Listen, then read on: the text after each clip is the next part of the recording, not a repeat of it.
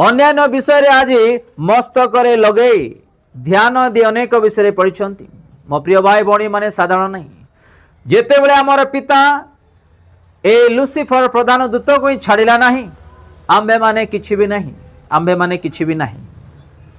आमर भावना आलोचना को ठीक करू, आमर मन को ठीक करू, आमर देखा को ठीक करू, सुनिबा शब्द को ठीक करू, आत्मिक जीवन को ठीक करू, दायित्व को ठीक करू, आमर प्रार्थना जीवन को ठीक करू, आमर वाक्य जीवन को ठीक करू। जदि नहीं ताहले शैतान पड़िया आमे भी गुरुदिन को विषय ना को विषय आम पड़ जा जीशु ख्रीस्ट भी किसी भी करें ना। बहुत लोग कहे मु जीशु को ग्रहण कली, आपण ग्रहण कल कि वाक्य चलुच कि।